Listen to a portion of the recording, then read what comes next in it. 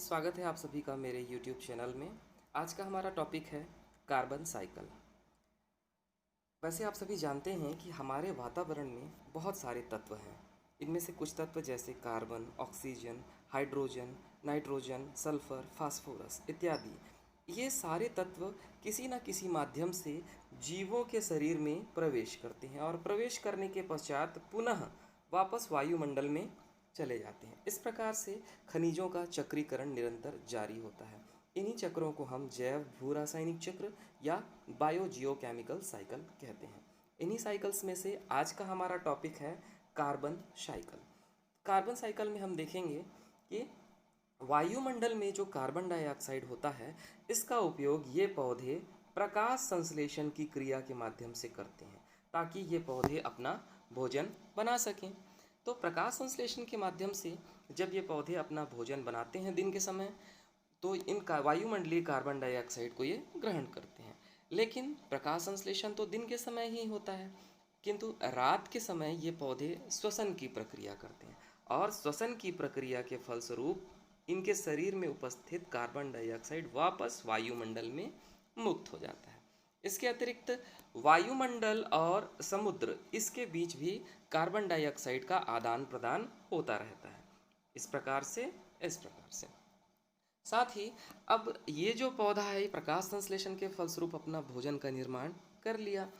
इस पौधे को जंतुओं के द्वारा ग्रहण कर लिया जाता है, शाकाहारी जंतुओं के माध्यम से द्वारा, और इन शाकाहारी जंतुओं के शरीर में श्वसन संबंधी उपापचय क्रियाएं होती हैं, जिसके फलस्वरूप इनके शरीर में जो कार्बन डाइऑक्साइड बनता है वो भी वायुमंडल में मुक्त कर दिया जाता है।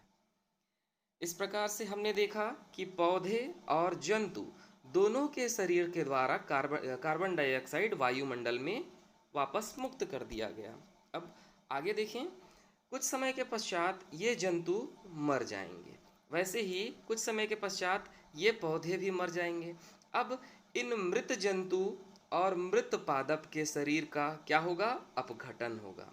अपघटन मतलब सूक्ष्म जीवों के द्वारा इनके शरीर को सड़ाना, जटिल कार्बनिक पदार्थों को सरल कार्बनिक पदार्थों में तोड़ना, जिसके कारण इनका शरीर तो वापस वातावरण में मुक्त हो जाता है, लेकिन इनके शरीर के सड़ने से भी कार्बन डाइऑक्साइड निकलती है जो वापस वायुमंडल में चला जाता है। अब इसका एक और पहलू है, ये मृत जंतु जब कई वर्षों तक जमीन में दब जाते हैं, वैसे ही ये मृत पादप भी कई वर्षों तक जब जमीन में धरती के अंदर दब जाते हैं तो इनका शरीर जीवाश्म ईंधन में परिवर्तित हो जाता है, जिसे हम पेट्रोलियम और कोयला कहते हैं। पेट्रोलियम के अंतर्गत पेट्रोल, डीजल, मिट्टी तेल, प्राकृतिक गैस, ये सभी आ जाएंगे। तो इस प्रकार से ये पेट्रोलियम और ये कोयला, इनके शरीर का पेट्रोलियम और कोयला का जब दहन होता है तो इनके दहन से भी वायुमंडल में कार्बन डाइऑक्साइड गैस मुक्त हो जाता है। इस प्रकार से आपने देखा कि किस प्रकार से वायुमंडलीय कार्बन डाइऑक्साइड का चक्रीकरण होता है, कार्बन का साइक्लिंग कंटिन्यू जारी होता है। तो ये रहा कार्बन साइकिल। उम्मीद है आप सभी को ये वीडियो पसंद आया होगा। धन्यवाद।